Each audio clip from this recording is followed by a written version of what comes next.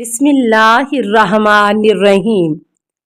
السلام علیکہ یا صاحب العصر والزمان۔ خوشحالی اور امیر ہو جانے پر اتراؤ نہیں، فقیری سے گھبراؤ نہیں، کیونکہ سونے کو آگ پر پرکھا جاتا ہے اور مومن کو امتحان سے جانچا جاتا ہے۔ حضرت علی علیہ السلام از غرر۔ سب سے سخت امتحان انبیاء کرام کا ہوتا ہے، پھر ان کا جو ان سے مرتبے میں قریب ہوتے ہیں، پھر درجہ بدرجہ ان جیسے لوگوں کا امتحان ہوتا ہے۔ امام جعفر صادق علیہ السلام از بہار جلد 97۔ نیک متقی گناہوں سے بچنے والے مومن کا امتحان بارش کے قطروں کی طرح بار بار ہوتا ہے۔ حضرت علی علیہ السلام از بہار جلد 67۔ جس مومن کو باطل ظالم حکومت میں آسانیاں مل جاتی ہیں، موت سے پہلے اس کو جان یا مال کے امتحان میں ڈالا جاتا ہے تاکہ حق کی حکومت میں اس کو زیادہ حصہ انعام مل سکے۔ امام زین العابدین علیہ السلام از بہار جلد 6۔ مومن پر 5 سختیاں ہوتی ہیں۔ نمبر 1، منافق اس کا دشمن ہوتا ہے۔ نمبر 2، کافر اس سے لڑتا رہتا ہے۔ نمبر 3، نفس کی بری خواہشات اس سے جھگڑتی رہتی ہیں۔ نمبر 4، شیطان ہر وقت اس کو گمراہ کرنے کی کوشش کرتا رہتا ہے۔ نمبر 5، اس سے حسد کیا جاتا ہے۔ جناب رسول خدا صلی اللہ علیہ وسلم از کنز جلد 1۔ تم سے پہلے ایسے لوگ بھی تھے جن کو قتل کیا جاتا، آروں سے چیرا جاتا، ان پر زمین تنگ کر دی جاتی، مگر وہ سچے دین سے نہیں ہٹتے تھے، بلکہ ان کا ایمان اور بڑھ جاتا تھا۔ تم صرف زمانے کی مصیبتوں پر صبر کرو گے تو تم بھی انہی لوگوں جیسا ثواب پاؤ گے۔ تفسیر نور ثقلین جلد 5۔ امام علیہ السلام سے پوچھا گیا کہ کیا خدا مومن کو مصیبتوں اور بیماریوں میں مبتلا کرتا ہے؟ امام نے فرمایا، مومن کے سوا کون ان بلاؤں میں مبتلا کیا جائے گا، البتہ مومن خودکشی نہیں کرتا۔ امام محمد باقر علیہ السلام از بہار جلد 67 اور 81۔ خدا کو ایسے شخص کی ضرورت نہیں جس کی جان مال میں خدا کا حصہ نہ ہو، یعنی جان مال سے خدا جس کا امتحان نہ لے، یا وہ شخص اپنی جان، محنت اور مال اللہ کی راہ میں خرچ نہ کرے۔ جناب رسول خدا صلی اللہ علیہ وسلم از بہار جلد 67۔ خدا نے دولت مند امیر بھی بنائے ہیں اور غریب بھی، اس طرح کافروں میں امیر بھی بنائے ہیں، فقیر بھی، تاکہ ان کا امتحان لے۔ اگر خدا سارے مومنوں کو فقیر اور سارے کافروں کو امیر بنا دیتا تو کوئی شخص ایمان نہ لاتا۔ اب امیر فقیر بنا کر امیر کا امتحان شکر سے اور فقیر کا امتحان صبر سے لیا۔ امام جعفر صادق علیہ السلام از تفسیر نور الثقلین۔ تم سچے مومن اس وقت تک نہیں بن سکتے جب تک آسانیوں اور نعمتوں کو مصیبت نہ سمجھو گے، کیونکہ امتحان کے وقت صبر کرنے سے زیادہ امیر مومن آسانیوں، راحتوں میں خدا کو یاد رکھتا ہے اور خدا سے غافل نہیں ہوتا ہے۔ دنیا کی تکلیف آخرت میں رحمت اور نعمت بن جاتی ہے، اور دنیا کی آسانیاں آخرت میں مصیبت بن جاتی ہیں۔ جناب رسول خدا صلی اللہ علیہ وسلم از بہار جلد 67۔ کوئی امتحان اور مصیبت ایسی نہیں جس میں خدا کی طرف سے کوئی نعمت نہ ہو، وہ نعمت اس مصیبت کو گھیرے ہوتی ہے۔ امام حسن عسکری علیہ السلام از بہار جلد 67۔ جب دیکھو کہ خدا مسلسل بار بار تمہارے امتحان کے لیے مصیبتیں بھیج رہا ہے تو خدا کا شکر ادا کرو کہ وہ تم کو مومن مان رہا ہے، اسی لیے تمہارا امتحان لے رہا ہے۔ لیکن جب مسلسل نعمتیں ملیں تو ہوشیار ہو جاؤ کہ خدا کہیں تم کو امتحان لینے کے قابل ہی نہ سمجھ رہا ہو۔ حضرت علی علیہ السلام از غرر۔ مصیبتیں اصل میں خدا کا عطیہ اور فقر و فاقہ خدا کا خزانہ ہے۔ امام جعفر صادق علیہ السلام از کافی جلد 2۔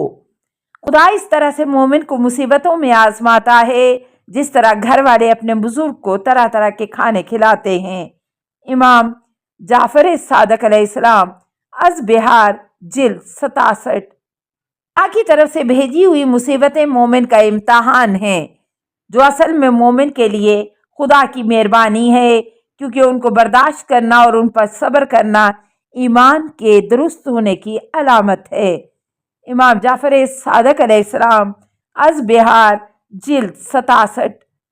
خدا نے آدم سے آخری نبی تک کسی بندے کی وقت تک تعریف نہیں کی جب تک کہ اس کو آزما نہیں لیا اور اس نے خدا کی غلامی کا حق نہ ادا کر دیا ہو۔ اصل میں خدا کی مہربانیوں کی ابتدا انہی امتحانوں بلاؤں سے ہوتی ہے۔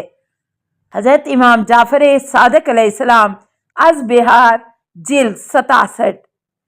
تندیے باد مخالف سے نہ گھبرا اے عقاب، یہ تو چلتی ہے تجھے اونچا اڑانے کے لیے۔ اللہ کے نزدیک کسی انسان کی عزت جتنی زیادہ ہوتی جاتی ہے، اسی کا امتحان بھی اسی قدر سخت ہوتا چلا جاتا ہے۔ حضرت علی علیہ السلام از بہار جلد 96۔ جن کے رہتے ہیں ان کو سوا مشکل ہے، گزرے منزل تسلیم و رضا مشکل ہے۔ زمین پر خدا کے خاص بندے رہتے ہیں، اس لیے جب کوئی مشکل وقت آزمائش اترتی ہے تو انہی کی طرف بھیج دی جاتی ہے۔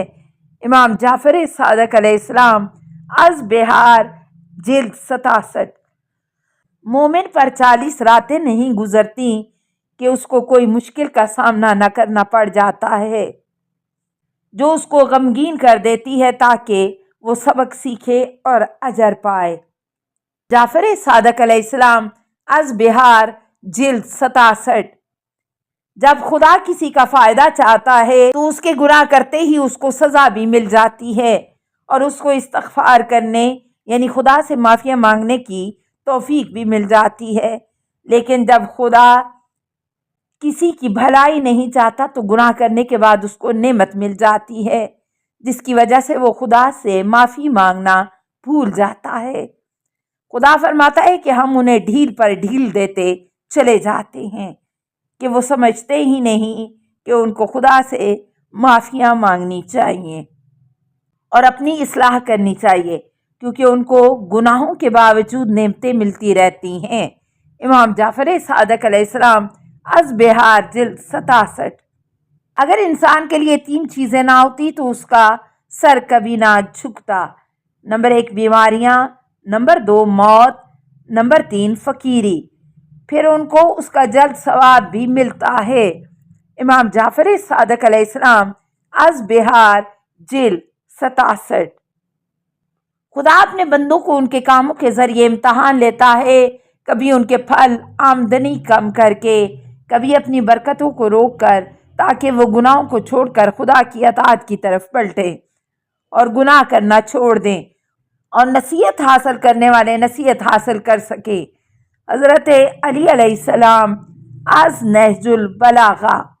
خدا اپنے دوستوں کے گناہ ان سختیوں کے بدلے مٹا دیتا ہے جسے وہ برداشت کرتے رہتے ہیں، تاکہ ان کی عبادت قبول ہو جائے اور وہ اجر عظیم کے مستحق بن جائیں۔ حضرت علی علیہ السلام از بہار جلد 67۔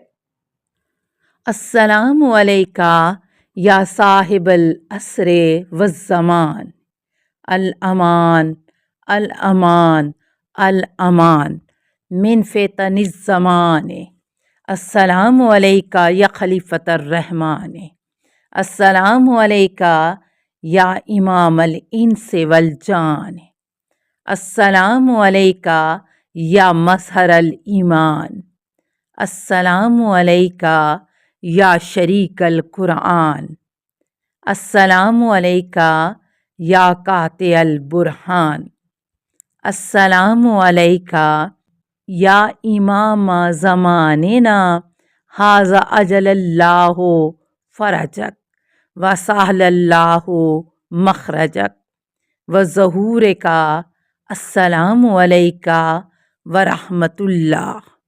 اللہم صلی علی محمد و آل محمد۔